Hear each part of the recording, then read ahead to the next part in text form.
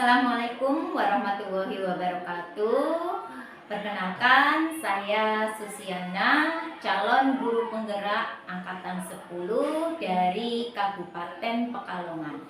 Kali ini saya tidak sendiri, saya ditemani rekan saya Ibu Lilis Haryati. Beliau guru matematika di SMP Negeri 3 Bojong, Kabupaten Pekalongan. Beliau yang akan menemani saya pada kegiatan supervisi baik pra-observasi, observasi maupun pasca observasi.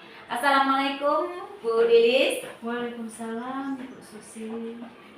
Bagaimana ini kabar Ibu Lilis? Alhamdulillah kabar saya sehat. Luar biasa ini bisa berbincang dengan Bu Susi. Alhamdulillah ya Bu ya. Hari ini kita akan melakukan kegiatan supervisi akademik dengan paradigma berpikir kucing ya Bu ya. Untuk kegiatan ini tujuannya adalah mengetahui dan mengevaluasi proses perjalanan Ibu Lilis nanti dalam melakukan proses pembelajaran sebagai pemimpin pembelajaran, yang mana nantinya tujuan pembelajaran tersebut bisa tercapai yang berpihak pada murid ya Bu ya. Untuk supervisi ini ada 3 tahapan ini Bu. Pra-observasi, observasi, dan pasca observasi. Dalam kegiatan hari ini kita akan melakukan kegiatan pra-observasi, yang mana ini bertujuan sebagai bentuk Bu ya persiapan awal Ibu agar nanti bisa siap dan percaya diri, serta nantinya bisa memberikan pembelajaran yang lebih bermakna bagi murid-murid kita. Bu, nanti dari percakapan kita hari ini, apa yang ingin Ibu harapkan? Dari bincang-bincang percakapan kita ini Bu, yang saya harapkan saya mendapatkan gambaran dan langkah-langkah apa saja yang nanti akan saya lakukan pada saat pembelajaran di kelas saya dengan baik, sehingga nanti anak itu kondusif seperti itu. Oh ya Bu ya. Jadi Ibu berharap nantinya Ibu mendapat gambaran ya Bu ya akan langkah-langkah pembelajaran dengan baik. Baik Bu, untuk capaian pembelajaran yang ingin Ibu ajarkan itu apa? Kalau capaian pembelajaran ini berarti nanti saya berharap peserta didik itu mampu atau dapat menunjukkan pemahaman tentang bilangan cuaca ini sampai 10.000. Kemudian selain itu juga dapat melakukan operasi hitung pada penjumlahan, pengurangan, kemudian ada perkalian dan pembagian pada bilangan bulat dan bilangan cacat lainnya, serta dapat mengisi nilai tempat. Jadi dari istilahnya itu ada kalimat matematika yang nanti saya tampilkan anak bisa. Nah, selain itu juga mereka juga bisa dapat mengidentifikasi, meniru, kemudian setelah itu berarti mengembangkan apa yang sudah mereka dapatkan. Yang terakhir itu berarti nanti berhubungan dengan materi nanti yang akan saya berikan di observasi itu yaitu tentang menyelesaikan masalah yang berkaitan dengan kelipatan dan faktor untuk bilangan bulat. Dari rencana capaian pembelajaran ya yang Ibu ingin laksanakan tadi, materi apa yang nanti Ibu ajarkan? Materi yang akan saya ajarkan itu berarti yang capaian yang terakhir yaitu tentang kelipatan perseluruhan terkecil dan faktor yang terbesar pada bilangan bulat. Berarti KPK dan FPP dengan bilangan bulat. Nanti saya akan menerapkan dengan menggunakan metode yang lain.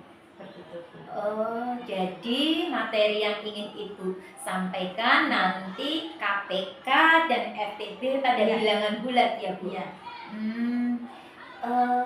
Untuk tujuan pembelajaran dari materi tersebut itu apa Bu? Tujuan pembelajarannya berarti yang saya inginkan dari sarapan itu, jadi nanti melalui yang saya jelaskan ada demonstrasi dari suatu media, nanti saya akan menggunakan Dakota atau Dakota matematika. Nanti yang saya harapkan itu peserta didik atau murid itu mampu memahami arti dari KPK dan FPP itu sendiri. Kemudian selain itu juga peserta didik murid itu mampu menerapkan konsep Dakota pada KPK dan FPP. Serta yang terakhir itu selain konsepnya berarti murid itu bisa menyelesaikan, menghitung atau menentukan KPK dan FPP dari dua bilangan bahkan lebih menggunakan konsep Dakota itu sendiri, Dakota matematika itu. Oke, berarti tujuan pembelajaran Ibu itu nantinya setelah kegiatan mengamati dan menggunakan Dakota ya, papan Dakota itu murid dapat menemukan ya Bu ya, kelipatan dan faktor dari dua bilangan dengan benar, serta dari mengamati menggunakan media papan Dakota tersebut, murid nantinya dapat menentukan KPK dan FTB dari suatu bilangan bulat dengan tepat. Nah Bu, kira-kira dari tujuan pembelajaran tadi ada enggak strategi, metode, dan model pembelajaran yang digunakan agar tercapai tujuan pembelajaran tersebut? Baik Bu, kalau strategi saya rencananya menggunakan pembelajaran berdiferensiasi, jadi sesuai dengan kebutuhan murid itu sendiri, belajar murid ya. Itu juga dengan metode demonstrasi, jadi misalnya dari papan Dakotanya itu diskusi kelompok, bagaimana cara murid itu nanti menggunakan papan Dakota. Jadi nanti selain itu juga saya menggunakan modelnya itu model kooperatif dan ada tingkat dengan murid. Jadi strateginya itu Ibu akan menggunakan diferensiasi, metodenya demonstrasi dan diskusi kelompok, modelnya cooperative learning. Bu, kalau boleh tahu langkah-langkah pembelajarannya ini akan seperti apa ini Bu? Jadi nanti langkah pembelajaran yang akan saya ambil, jadi yang pertama itu saya akan mengelompokkan murid-murid saya, jadi sesuai dengan kebutuhan belajar mereka. Nanti yang memang belum memahami cara menentukan faktor dan kelipatan saya bisa. Terus yang belum memahami, jadi ada yang memang betul-betul belum memahami kelipatan dan faktor ya, itu saya bisa. Terus yang memang belum memahami kelipatan perseluruhan terkecil, berarti untuk mencari KPK dan FPP-nya juga saya bisa.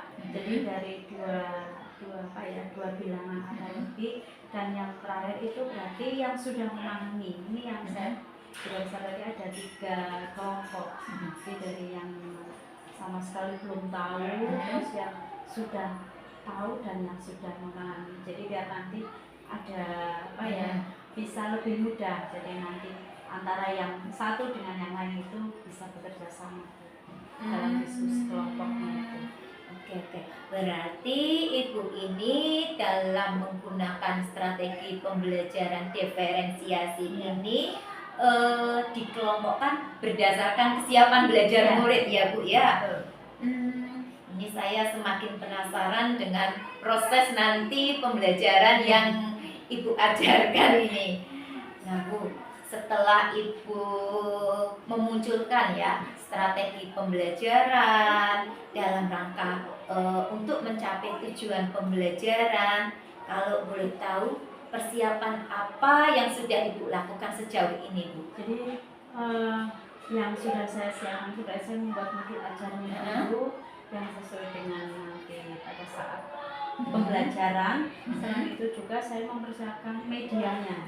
Jadi media apa yang akan saya gunakan pada saat pembelajaran serta sarana prasarana itu papan lakukannya itu sendiri, terus ada CD yang mendukung sehingga agar nanti anak itu bisa apa ya menarik. Jadi pembelajaran itu menarik buat murid.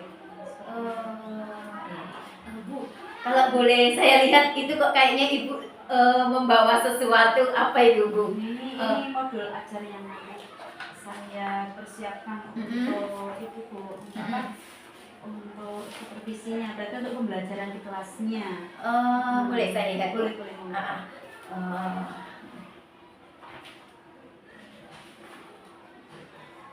Modul ajarnya sudah siap semua sesuai diferensiasi ya Bu ya, dan dilengkapi juga dengan asesmen ya, serta LKPD-nya yang berdiferensiasi ya Bu ya. Ini Bu, Bu, dari yang sudah Ibu siapkan semuanya ya Bu, dari tujuan pembelajaran, strateginya, serta persiapan dari modul ajar, media dan sarana prasarananya, kira-kira ada enggak yang ingin Ibu dukungan agar nanti kegiatan proses pembelajaran Ibu itu berjalan lancar? Jadi kalau saya pembelajaran itu sangat memerlukan dukungan dari yang pertama itu mesti dari kepala sekolah itu sendiri, kemudian rekan sejawat atau rekan yang apalagi kalau semapel ya, jadi bisa saling bertukar pikiran gitu. Apa namanya? Apa sih kesulitan saya nanti dalam pembelajaran, dan selain itu juga keterlibatan murid itu sendiri dalam proses belajar mengajar. Jadi tanpa adanya murid yang terlibat itu rasanya seperti ngomong sendiri gitu. Iya betul itu Bu. Iya. Benar Bu. Bu, dari dukungan yang Ibu harapkan, kepala sekolah, rekan sejawat, dan tentunya murid itu sendiri, kira-kira area pengembangan yang hendak Ibu Lilis kembangkan itu pada saat nanti observasi itu apa Bu? Jadi untuk area pengembangan yang nanti akan saya terapkan, jadi pengembangannya itu saya di aspek sikap, kemudian aspek pengetahuan dan aspek keterampilan Bu. Jadi ada 3 aspek pengembangan. Dari 3 aspek yang ingin Ibu kembangkan nantinya, sikap, pengetahuan, dan keterampilan, kira-kira yang spesifik yang ingin Ibu kembangkan itu apa?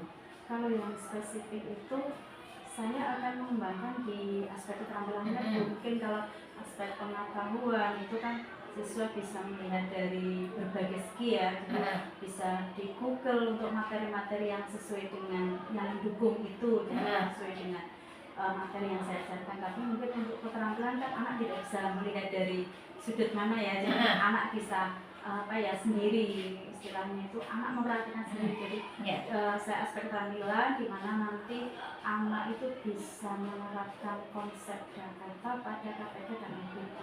Setidaknya ada keinginan anak untuk tampil ke depan, untuk menunjukkan ini loh KPK-nya, dan nanti pakai bundaran, pakai bintang, nah itu. Jadi ada keterampilan anak untuk maju ke depan, jadi untuk diskusi, memang dia betul-betul bisa seperti itu. Jadi aspek yang ingin Ibu kembangkan nanti pada area pengembangan keterampilan ya Bu ya.